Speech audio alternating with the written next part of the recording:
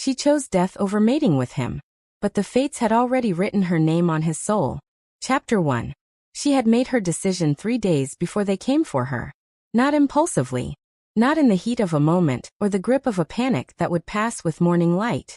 She had made it the way she made every significant decision in her life.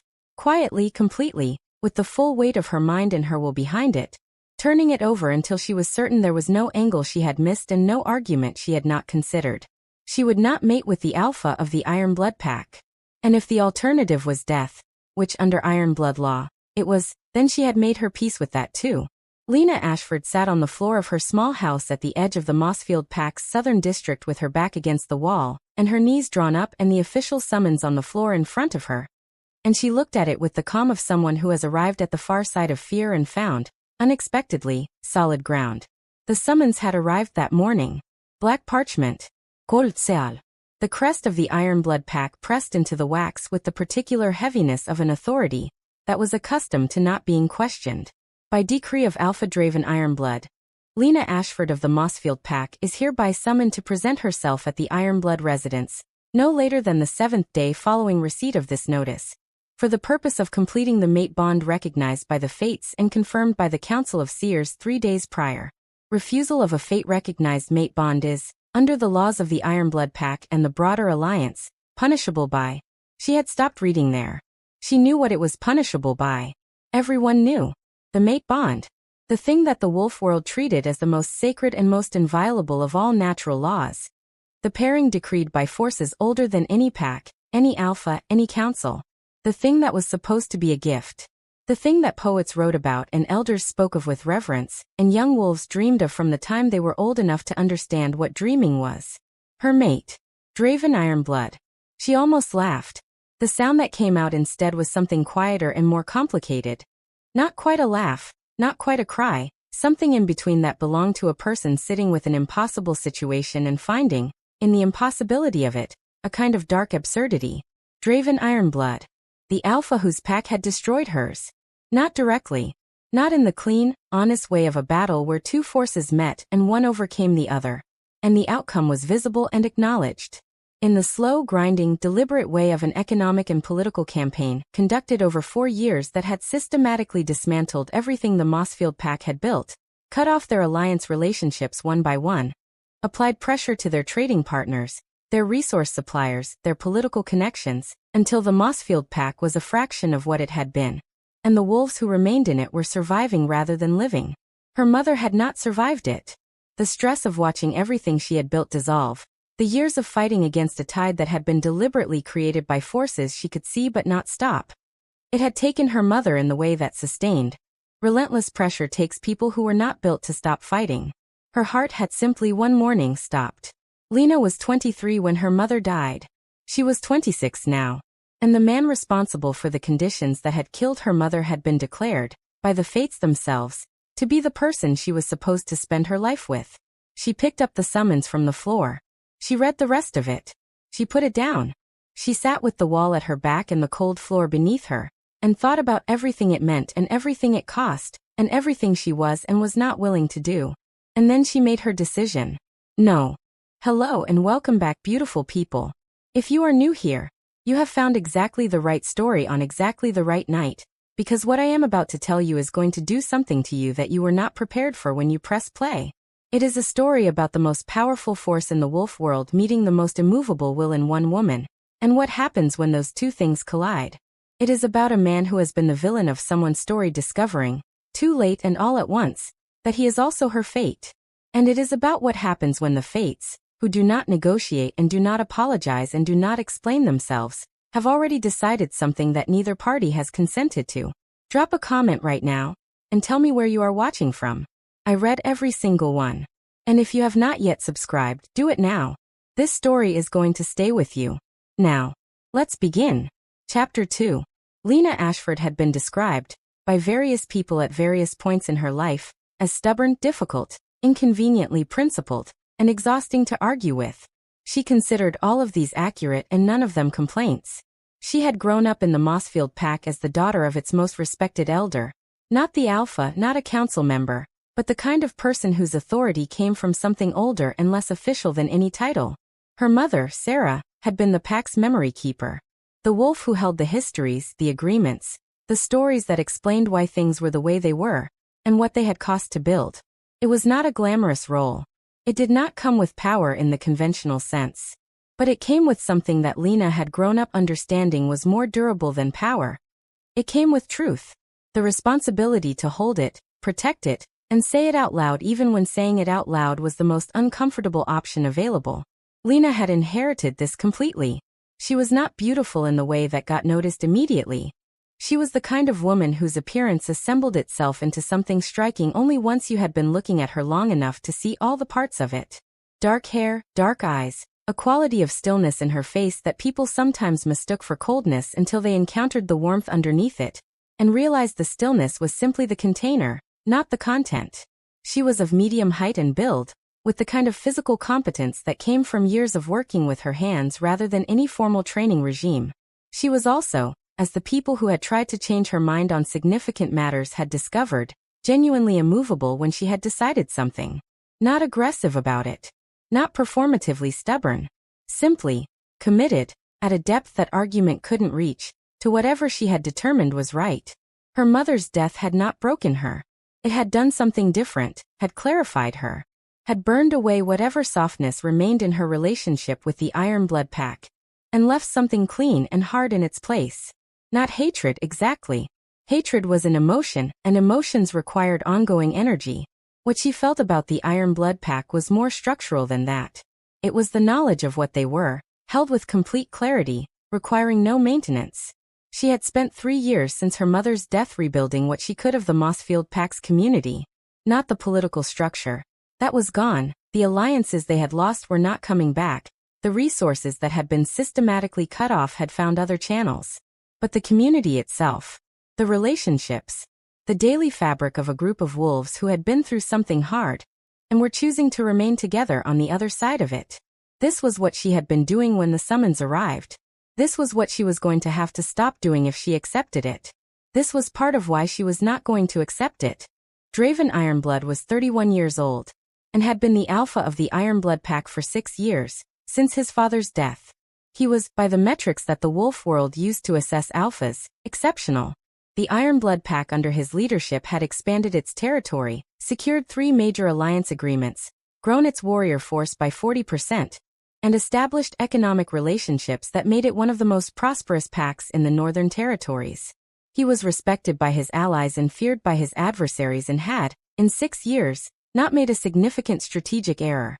He was also, and this was less discussed in the formal assessments but universally known in the networks that carried information between packs, utterly alone.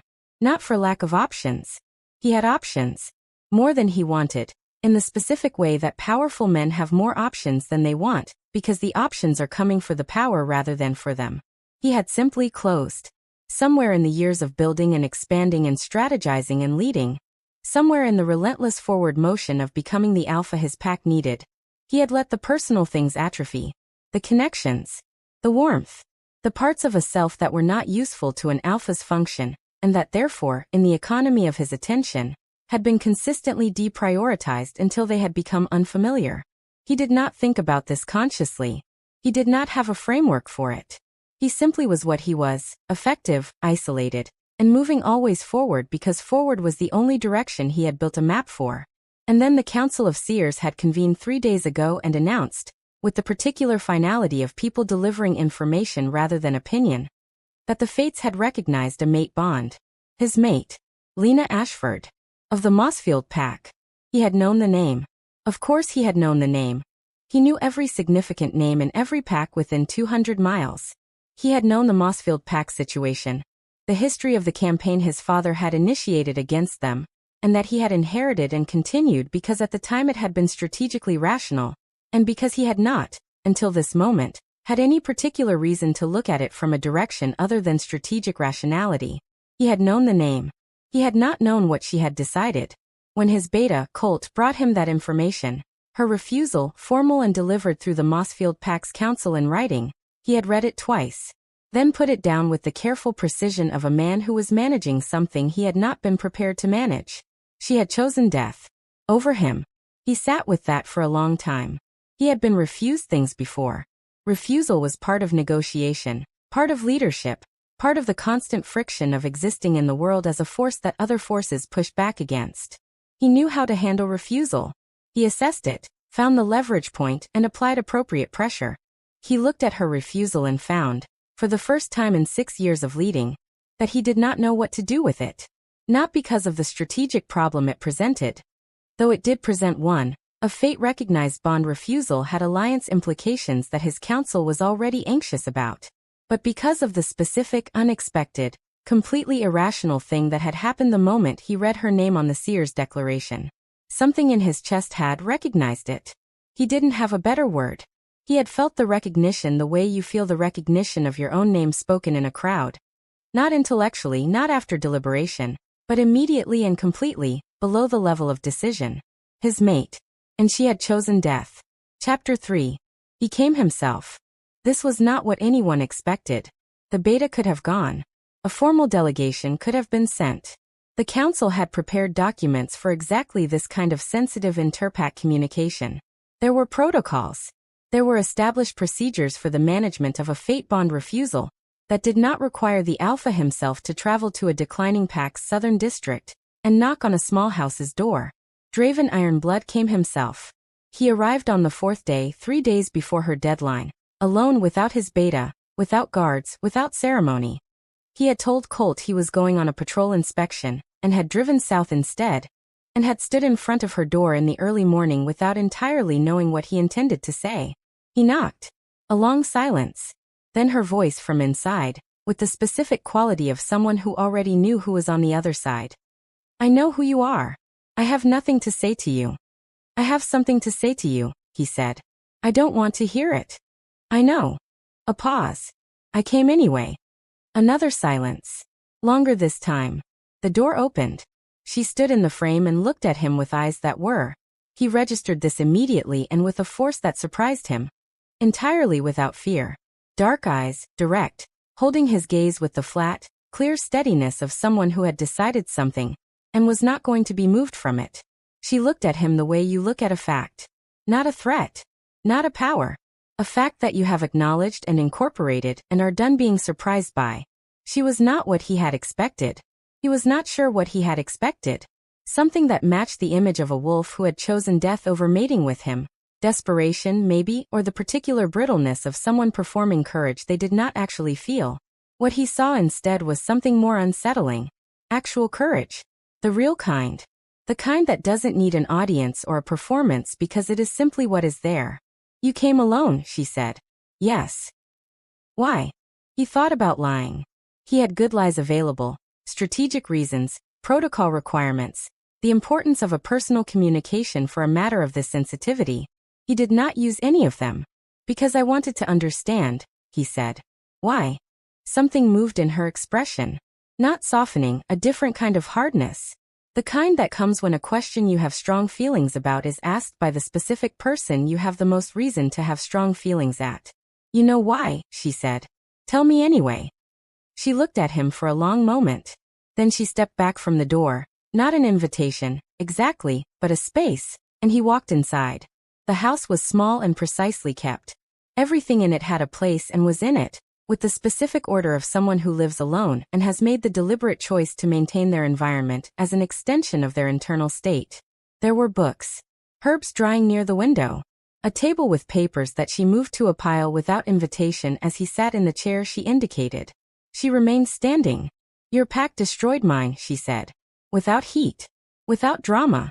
The way you state a thing that is true and requires no elaboration. Not quickly. Not honestly. Over 4 years, with the specific intention of making it look like market forces and political realignment rather than a targeted campaign. "My mother spent the last 2 years of her life fighting something she could see clearly, and that everyone around her pretended not to see. She died from it." She paused. "You are asking me why I will not mate with the alpha of the pack responsible for my mother's death." He held her gaze. "Yes," he said. "That is why," she said. "The campaign against Mossfield was initiated by my father," he said. "I inherited it. And continued it," she said. "For 2 years after he died. With full knowledge of what it was." She looked at him steadily. I am not interested in the distinction between initiating and continuing. The outcome was the same. He sat with that. He could feel the mate bond. He had been able to feel it since the seer's declaration. A low constant pull in his chest in the direction of wherever she was. He felt it now with an intensity that the proximity made stronger. The specific, insistent recognition of something that had no logic and no argument and simply was. The fate's work. Not his choice, not hers. What would it take, he asked. She looked at him. What? To change your answer? What would it take? She was quiet for a long moment. Something moved in her face that was not the calm she had been maintaining. Something more complicated and more human, and more painful that she controlled quickly. You cannot give me back my mother, she said. No, he agreed. I cannot. Then there is nothing to discuss. She looked at him with those dark, direct eyes. I have made my decision. I am at peace with it. I would ask you to respect it and leave. He stood. He was taller than her by almost a foot, and the size of him in the small room was considerable, but she did not step back or adjust her posture. She simply stood where she was and waited for him to go. He walked to the door. He stopped with his hand on the frame and turned back. I am going to come back, he said. Not as a threat. As a statement of fact delivered with the same quiet certainty she had used to state her own. Not to pressure you. Not to change your mind by force. I am going to come back because, he paused, and she saw something cross his face that she did not expect, something that looked, briefly, like a man not entirely in command of himself. Because the fates wrote your name on my soul, and I do not know what to do with that yet. But I am not going to pretend I don't feel it. He left. She closed the door behind him. She stood in her small, precise house with her hand still on the door and felt, for the first time since the summons arrived, something she had not budgeted for. She felt the bond too. She had been feeling it since the seer's declaration. The low, constant, infuriating pull in the direction of something she had decided not to go toward. She had been managing it as a fact, present, acknowledged, irrelevant to her decision. It was harder to manage when he was standing in her kitchen. She pressed her hand flat against the door. Go away, she said quietly. To him. To the fates. To the pull in her chest that had no business being there. None of them listened. Chapter 4. He came back on the 5th day. She opened the door and looked at him and said, I told you my answer. I know, he said. I brought food. She stared at him. He was holding, with the slightly uncertain posture of a very large and powerful man doing something he was not entirely practiced at. A covered dish that smelled unmistakably of a specific herb-roasted preparation that she had not smelled since her mother's kitchen. How did you know? She started. I asked, he said. Your neighbor. She was very informative. My neighbor should mind her own business, Lena said.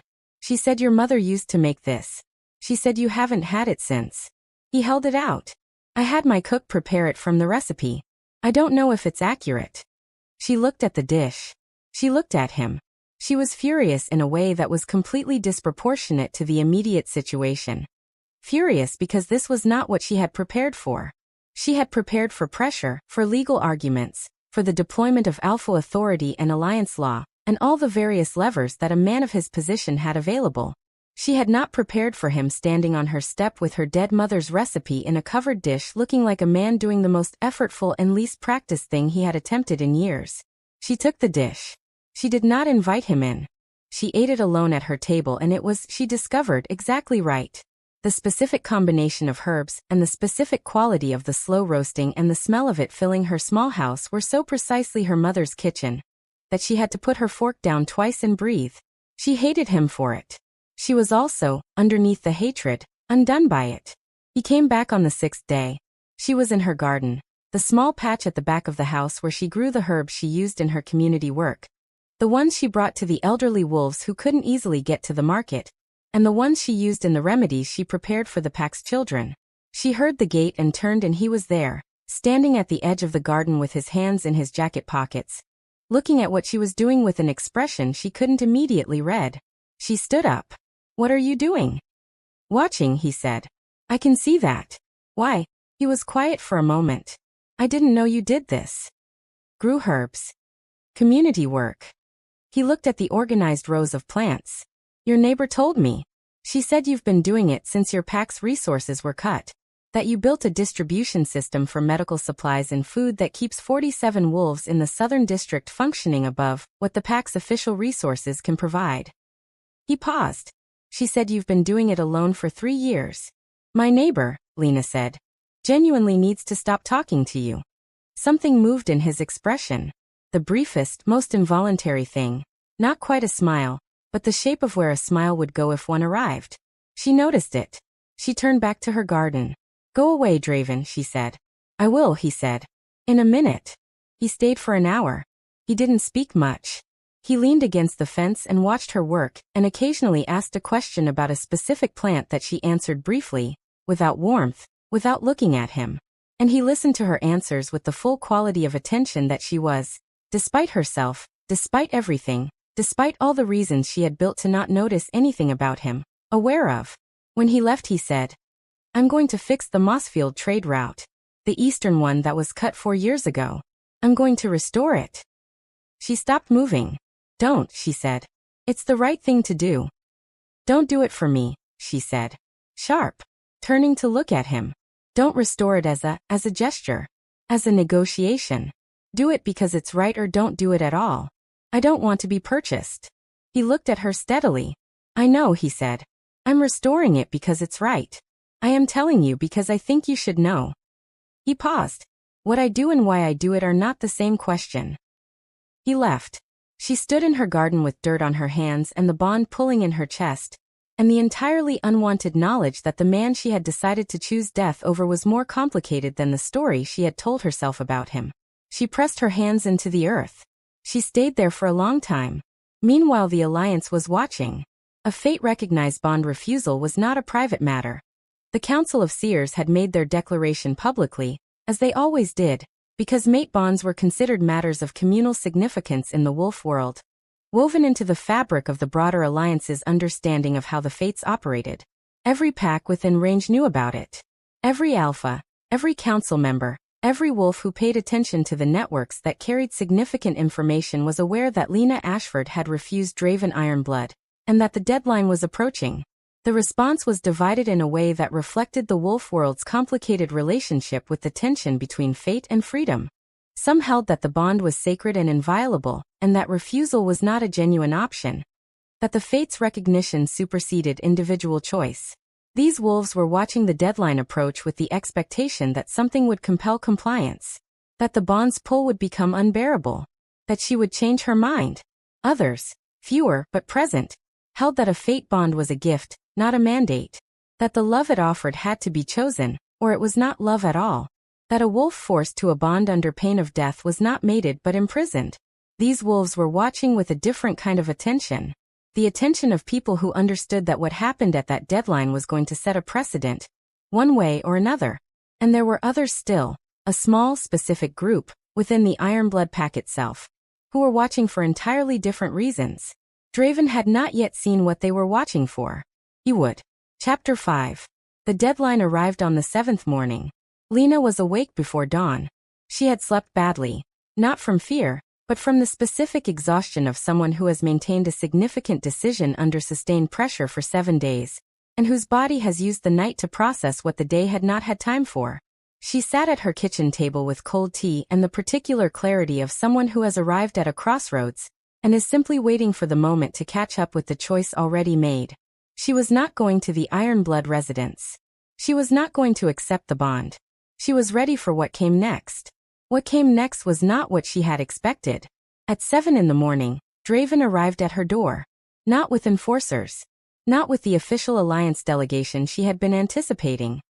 The one that would formally process her refusal and trigger the legal consequences. He arrived alone, as he had every time.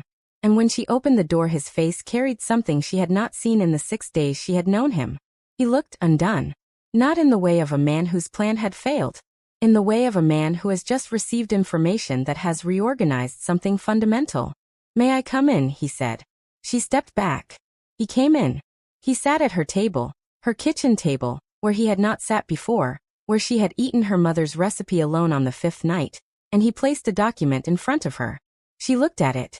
It bore the Ironblood Pack's internal administrative seal, and it was dated 4 years ago, and it was, as she read it with growing stillness, a strategic planning document. From his father's counsel. The specific campaign against the Mossfield Pack, not vague intention but detailed planning. The mechanisms. The timeline. The projected outcomes. She had known the campaign existed.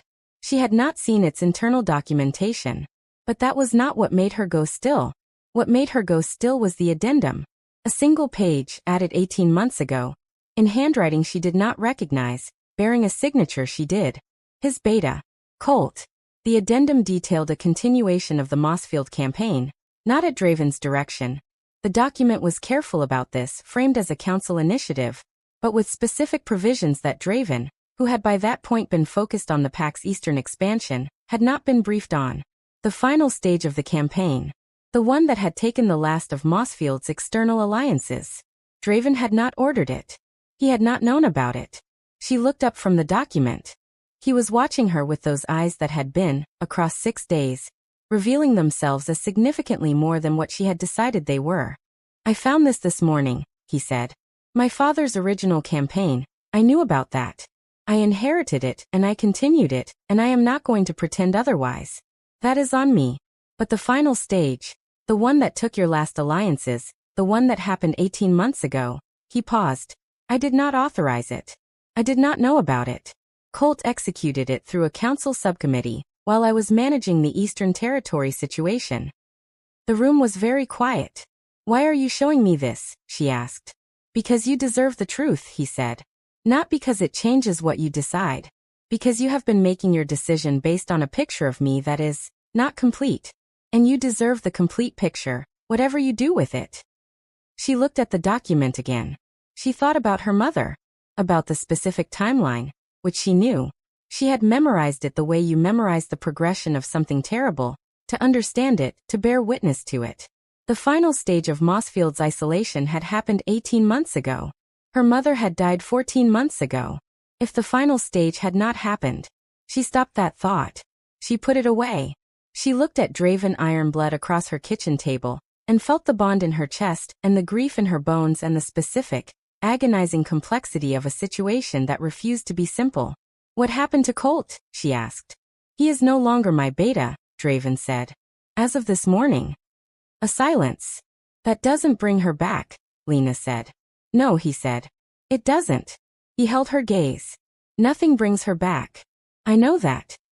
Then what do you want me to do with this? He was quiet for a moment. Then. I want you to know the truth. That's all. What you do with it is yours. She stood up, walked to the window, looked out at her garden in the early morning light. The herbs in their rows, the careful order of something she had built from nothing over 3 years, the evidence of a life she had made in the wreckage of what his pack had done.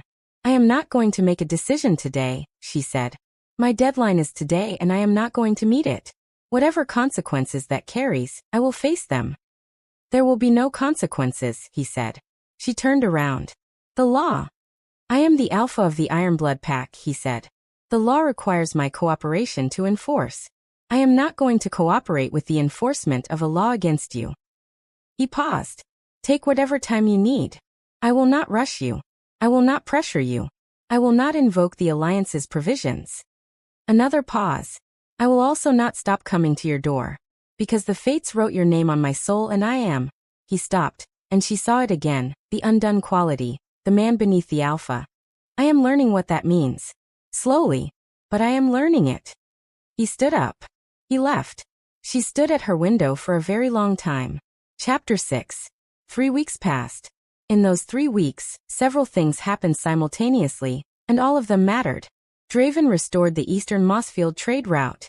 He did it without announcement, without ceremony, without any communication to her that it was happening. She found out from one of the Pack's traders who came to her door with the specific expression of someone carrying news too significant to wait. She sat with the information for a day, before she allowed herself to feel it. He also, through channels she only partially tracked, began addressing the broader damage. Quietly, without the language of restitution or apology or debt acknowledgement. Simply systematically, turning the mechanisms of his Pack's influence in a different direction. Alliance relationships Mossfield had lost began, tentatively, to reopen. Not all of them. Not quickly. But the direction changed. She watched this happen and refused to let it be simple. Because it was not simple. Because her mother was still dead and the trade routes being restored did not change that. And the alliances being rebuilt did not change that. And Draven Ironblood coming to her door every day, which he continued to do, through the 3 weeks, with a consistency that had stopped surprising her and started becoming, God help her, something she had come to expect, did not change that. She told him this on day 16 of the 3 weeks. They were sitting in her kitchen. He had started coming inside, gradually, without discussion, the way things happen when no one explicitly prevents them. And she had been quiet for a long time, and then she had said, I want you to understand something. Tell me, he said. What you are doing, the trade route, the alliances, coming here every day, I see it. I am not unaware of it. And I am not, she paused, with the difficulty of a person saying something true that is also something they would prefer not to have to say. I am not unmoved by it. She looked at him. But my mother is still dead. And that is not a thing that gets balanced against other things. It is not a debt that gets paid. It is simply true. Permanently. And I need you to know that I am holding both of those things at once. What you are doing and what cannot be undone. Both of them. He looked at her for a long time. I know, he said. I am not asking you to put it down. I am not asking you to forgive something that is not forgivable. I am asking you, he stopped. She had observed across 3 weeks of daily proximity, not a man who was practiced at this kind of honesty. He could do it, she had seen that he could, but it cost him something visible. I am asking you to let me be in the room with it. With all of it. The grief and the anger and the bond and everything that doesn't resolve. I am not asking for resolution. I am asking for the room. She sat with that. Why, she asked. He looked at her. And she saw, across the kitchen table of the small house at the edge of the pack she had been holding together alone for 3 years, something that she had not allowed herself to look for. And that was there anyway. The specific, unmistakable, terrifying openness of a man who has discovered that he needs something he does not know how to ask for. Because without you, he said, I have been an alpha with no home. Effective. Expanding. Completely empty. He paused. I did not know that until I stood on your step. And now I cannot unknow it. She closed her eyes. The bond in her chest pulled with a force that she had been managing for 3 weeks, and that was becoming, daily, harder to manage. She opened her eyes. I am not ready, she said. I don't know if I will be. I know, he said. You might wait a long time. I know that too. And if I decide no, then I will have to find a way to live with that, he said. That is my problem, not yours. Your decision is yours. It was always yours. He paused. The fates wrote your name on my soul. They did not write your choice. She said nothing. He stayed a little longer. Then he left. She sat alone in her kitchen with her hands flat on the table, and the bond pulling like a tide and her mother's absence in the room like a presence. And she sat there until the light changed and the day became evening and the evening became dark. Then the external threat arrived. It came on day 19, in the form of a formal challenge from the Steel Ridge Pack. A challenge that had been building in the background of everything else, visible to those who were watching the Alliance networks carefully, which Lena had not been because she had been occupied with the more immediate situation. The Steel Ridge Alpha, a wolf named Bane, had been observing the Ironblood Pack's position carefully. He had observed the loss of Colt, who had been, it emerged, also a Steel Ridge informant, which explained certain things about the timing of the Mossfield campaign's final stage. He had observed Draven's focus on the Lena situation. And he had calculated, with the specific opportunism of a predator watching a larger predator look in a different direction, that this was his moment. The challenge was to Ironblood territory in the western region. A formal territorial dispute that required Draven's personal attention and presence, that could not be delegated, and that had a response window of 72 hours. Draven came to her door on the morning of day 20 with the specific quality of a man who is about to leave, and is aware of what that means. I have to go, he said. Western Territory. Steel Ridge Challenge. I heard, she said. How long? Unknown. A week, potentially more. He looked at her. I need to know, he stopped. Started again. I need to know that you will be here when I come back. She looked at him. I'm not going anywhere, she said. Something in him released, a tension she had not fully realized he was carrying until she saw it go. Lena. Go deal with Steel Ridge, she said. Come back. He nodded. He left. She watched him go and felt, with a clarity that was new and that she was not ready for, and that was there regardless of her readiness, that she was afraid for him. That was new. That was significant. She turned back to her house and her garden and her community work and the 72 hours that stretched ahead of her with a quality they had not had 3 weeks ago. A quality of waiting for something that had become, without her full permission, important. Chapter 7. He was gone for 9 days. On the 3rd day, she started asking for updates through the Pack network. Not officially, not in a way that announced anything, but through the connections she had maintained across the Mossfield community, which connected to other networks, which connected to people who were tracking the Steel Ridge situation. On the 5th day the updates stopped coming and she spent 12 hours not knowing and discovered, in those 12 hours, the full depth of what she had been pretending was still a simple situation. She was afraid. Not the abstract fear of a person aware that a significant situation is in progress. The specific, particular, personal fear of someone who does not want a specific person to be hurt. She sat with that and stopped pretending. On the 6th day the updates resumed. Draven had handled the territorial challenge. Steel Ridge had backed down, he was en route back. She read the message twice and then went to her garden and knelt in the dirt, and stayed there for a long time doing nothing, just being in the earth, which had always been where she went when something needed to settle. She thought about her mother. She thought about what her mother would have said, if she had been sitting in the kitchen on day 16 when Draven said I am asking for the room. She knew actually.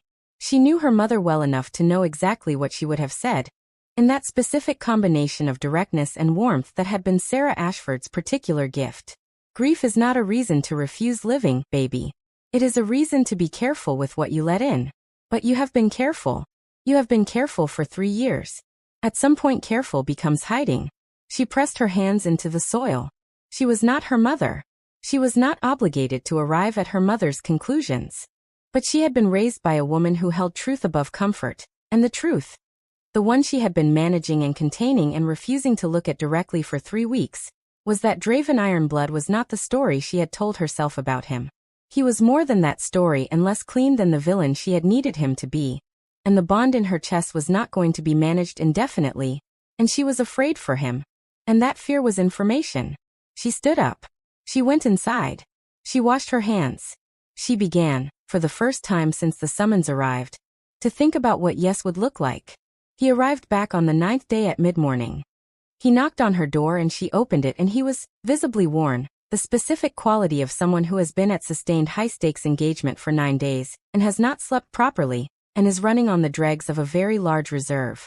There was a healing cut along his jaw. His jacket had been repaired at the shoulder with stitching that was functional but not careful. She looked at the stitching. That's terrible, she said. He looked down at it. I know. Field repair. Come in, she said. I'll do it properly. He came in. She made him sit at the kitchen table and she got her kit. She kept a basic medical kit, had always kept one, part of the community work, and she sat across from him and redid the shoulder repair with the careful, competent hands of someone who had been doing this kind of work for years. He sat very still while she worked. She was close to him. Closer than she had been in the 3 weeks of daily visits. Focused proximity with her hands on the fabric of his jacket and his shoulder beneath it, and the bond between them at a volume that the closeness made impossible to manage at the level she had been managing it. It's done, she said. She didn't move back. He looked at her. Lena, he said.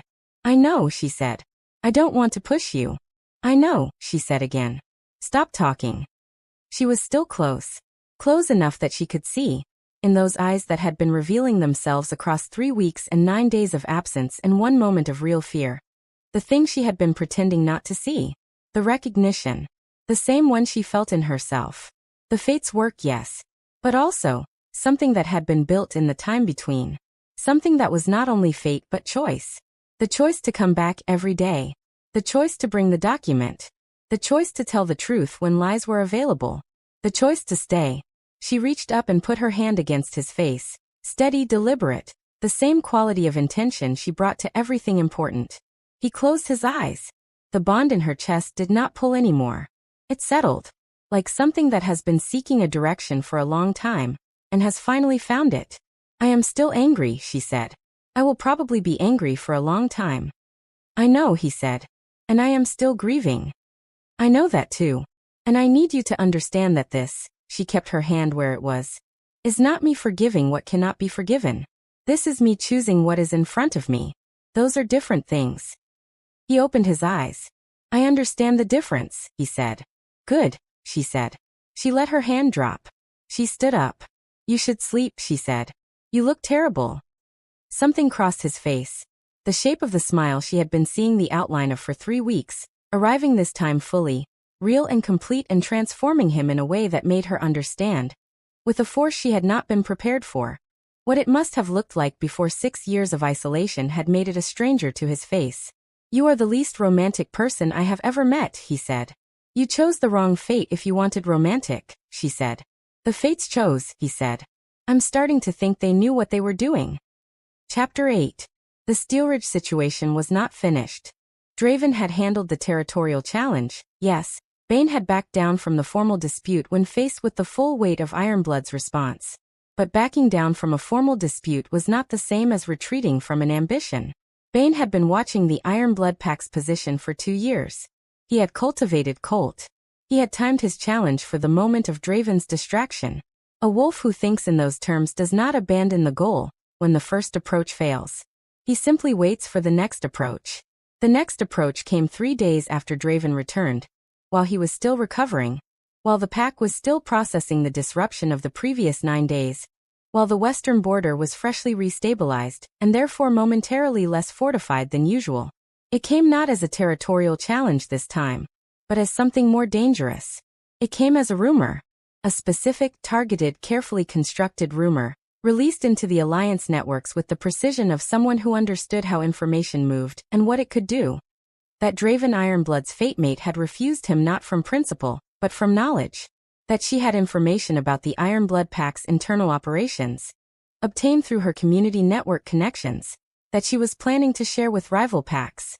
That her refusal of the bond was not a decision about the past, but a strategic position about the future. The rumor named her. It reached the Alliance Council within 48 hours. It reached Lena on the morning it reached the Alliance Council, through the same network that had been giving her Steelridge updates, one of her contacts sending a message that was 3 words. "You are named." She sat with it for 1 hour. Then she sent for Draven. He came immediately. Whatever he had been doing when the message reached him, he set aside, and arrived at her door in 40 minutes with Colt's replacement, a wolf named Ren, sharp-eyed and measured, at his side. She told him what she had received. He told her what he already knew. The rumor had reached him at almost the same moment. "Bane," he said. "Not a question." "Bane," Ren confirmed. "He's trying to create grounds for Alliance Council intervention," Draven said. "If the Council believes you are a security risk, that the bond situation has created a vulnerability, they have grounds to demand resolution. Forced resolution." Lena looked at him. "Meaning?" "Meaning they invoke the bond completion provision," Ren said carefully.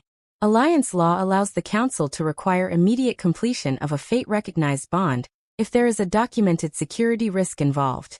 It removes the choice component entirely." The room was quiet. "He wants to take the choice away," Lena said. "Yes," Draven said. "If the Council rules on security grounds, my ability to protect your right to decide is removed. The law supersedes the Alpha's discretion." "How long do we have?" "The Council convenes in 5 days," Ren said.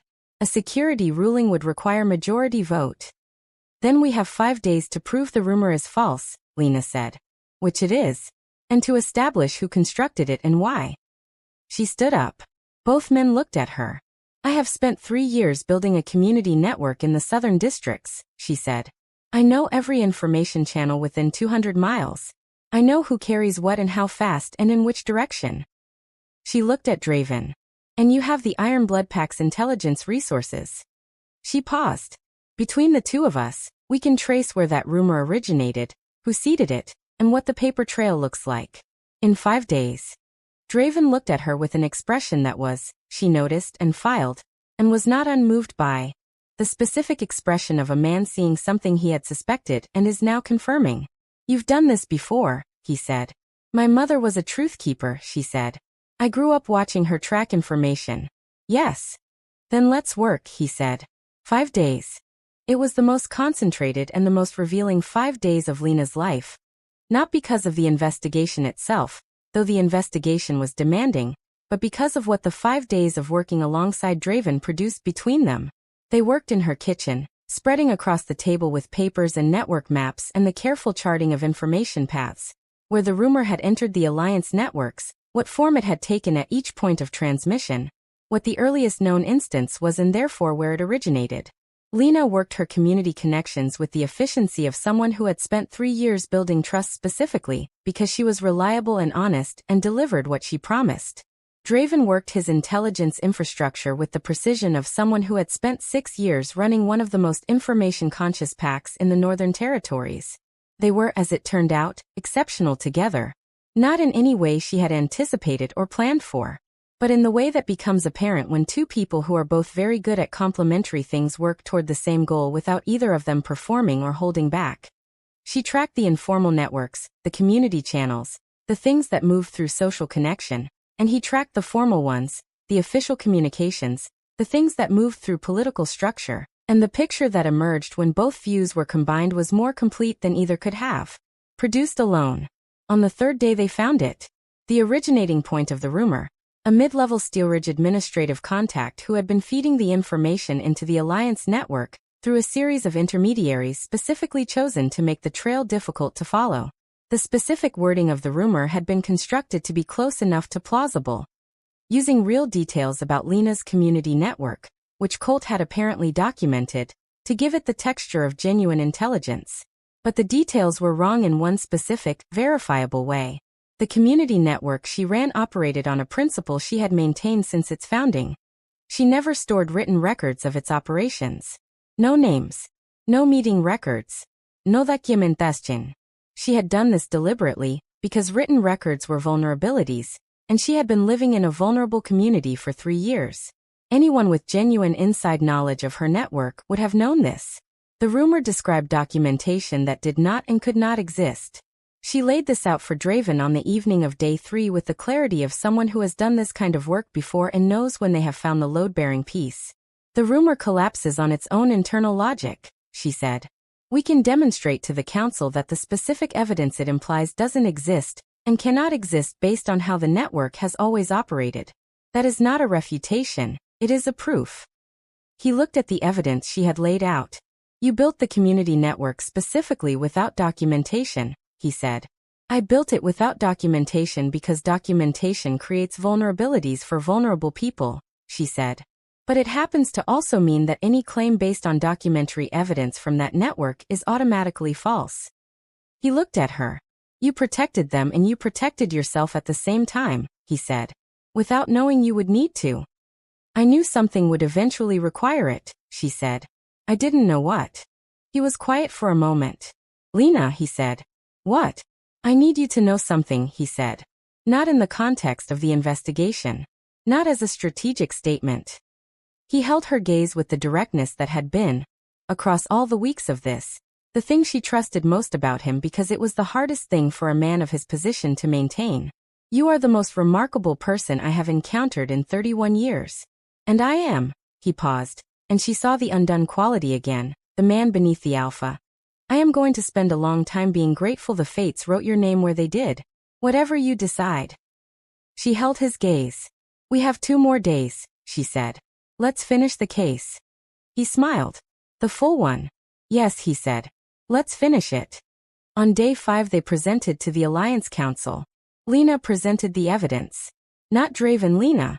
He had offered. She had declined. She had told him that the evidence was hers, the network was hers, the proof was built on her work and her choices over 3 years, and she was going to stand in front of the council and present it herself. She stood before 7 council members and she was, as she had been the day she made her decision, without fear. She presented the constructed nature of the rumor. The originating source, the intermediary chain, the critical internal contradiction. With the precision of her mother's daughter and the confidence of someone who knows they are right and has the evidence to prove it. The council deliberated for 3 hours. Their ruling was unanimous. The rumor was declared a fabricated intelligence operation originating from the Steelridge Pack. Bane was formally censured by the Alliance. The security risk claim was dismissed in its entirety. Draven's discretion was restored. Her choice remained hers. She walked out of the council chamber into the afternoon light with Draven beside her, and ran a respectful distance behind, and she stopped in the courtyard and breathed. He stopped beside her. Well, he said. She turned to look at him. I have something to tell you, she said. He waited. When you were gone for 9 days, she said. I was afraid for you. Not abstractly. Specifically. For you. She paused. I want you to know I am aware of what that means. He said nothing. And I want you to know, she continued, that what I said the other day. Choosing what is in front of me rather than forgiving what cannot be forgiven. I mean that. That is what I am doing. With full awareness and full choice. She held his gaze. Yes. The word sat in the courtyard between them. Simple. Complete. Arrived at through the longest and most difficult route it could have taken. He looked at her for a long moment. Are you certain, he said. I am the most stubborn person you will ever meet, she said. When I decide something it stays decided. Yes. Something in him. She watched it happen, could not have described it fully but saw it, opened. The specific opening of something that has been closed for a very long time and has finally, in the presence of sufficient reason, been persuaded to trust the open air. He reached out and took her hand. She let him. The bond between them, which had been pulling for weeks, which she had been managing and ignoring and refusing, and then gradually, painfully, honestly beginning to move toward, settled into something that was no longer a pull at all. It was simply home. The recognition of something the fates had known, and she had taken the long way around to. Chapter 9. 3 things happened in the months that followed. The first was that the Mossfield Pack began, genuinely and measurably, to recover. Not because Draven paid a debt or performed a restitution, but because the systematic mechanisms that had been working against it were dismantled. The trade routes, the alliance relationships, the specific pressures that had been applied through the Ironblood Pack's influence over 4 years. The dismantling was not instantaneous. It was the same kind of patient, incremental work that damage takes, reversed. But it was real and it was in the right direction and it produced, month by month, something that the Mossfield Wolves had not had in 4 years. Room to breathe. Lena continued her community work. She did not stop because the external pressure eased. She kept going because the community still needed it, and because it was hers and because stopping would have been a kind of abandonment she was not capable of. But the quality of it changed when it was no longer being done against a tide. When it was simply being done.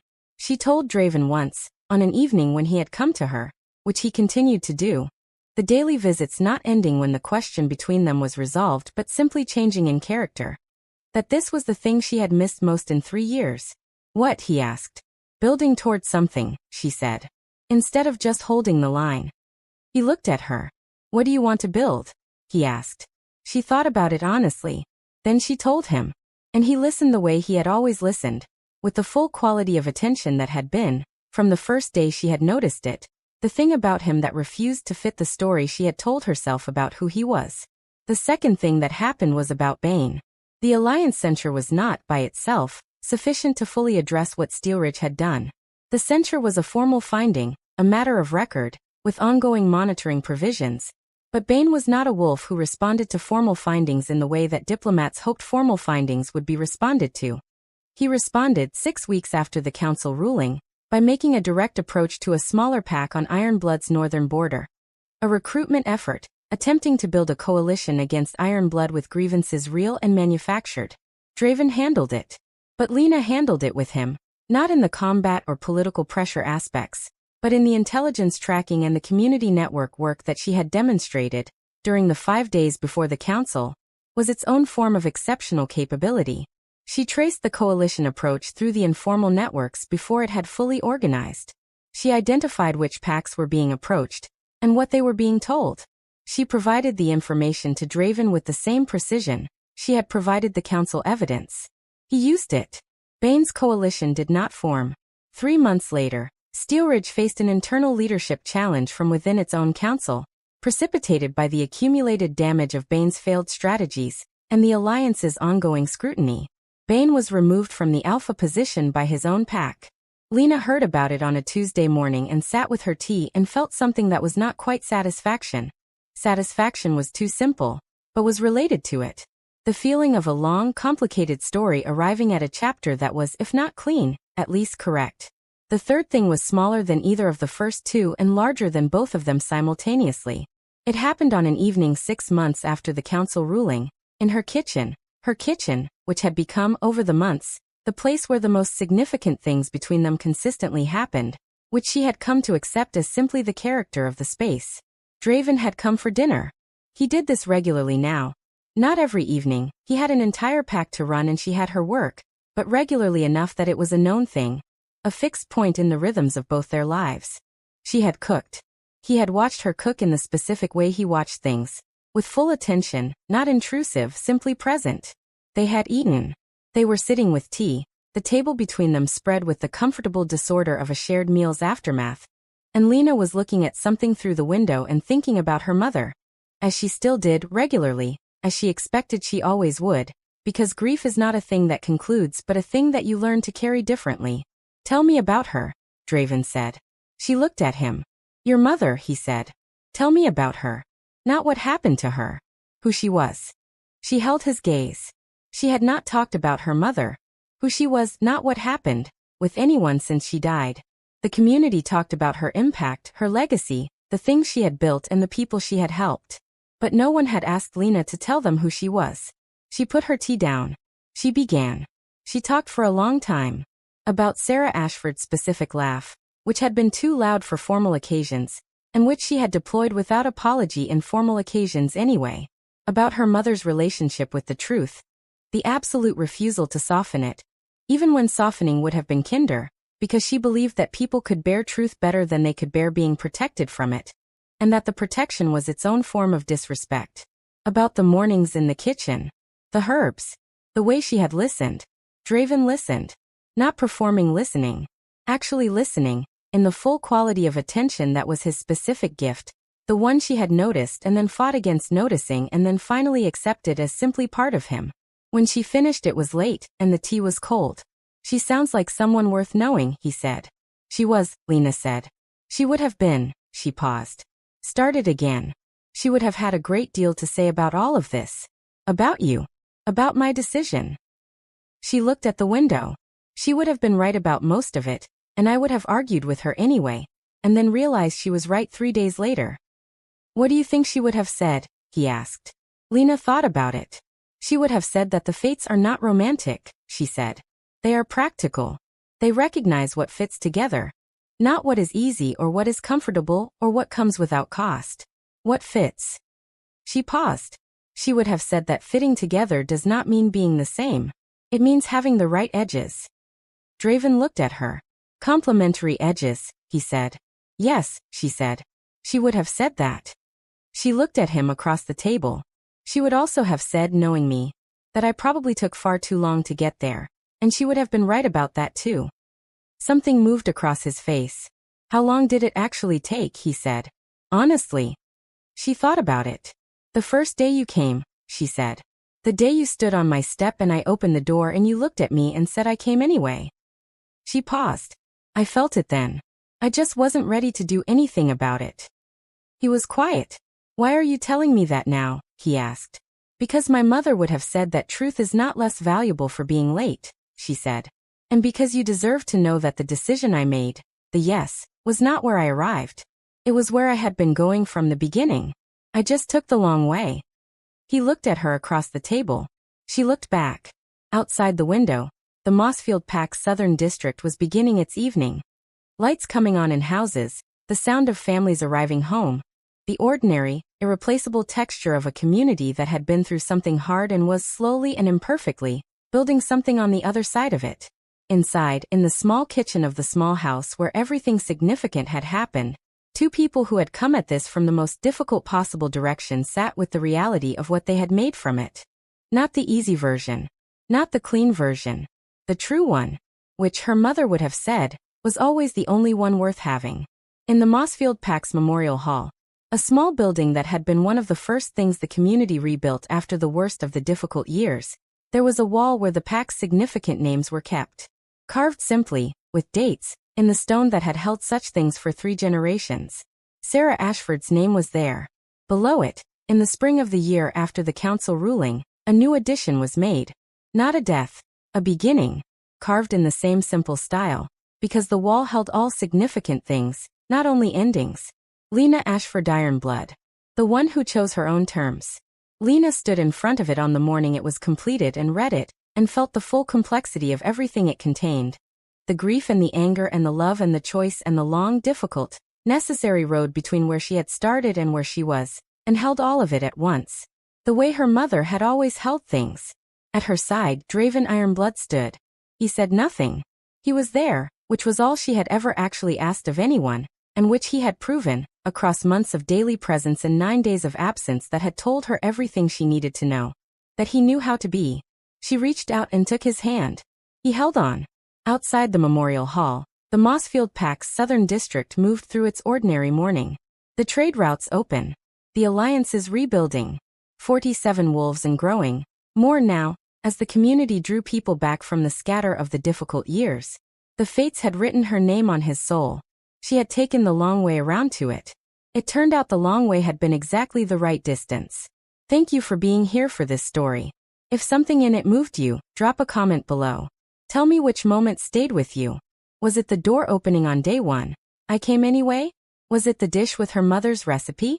Was it the 9 days she spent afraid for him, and finally admitted what it meant? Was it her saying yes, simple, complete, chosen? Or was it the kitchen at the end, and her telling him it was always where she had been going? Tell me. I read every single one. Subscribe and hit the bell. A new story every week. Stay true. Stay brave. Take the long way if you need to. The destination was always written. The end.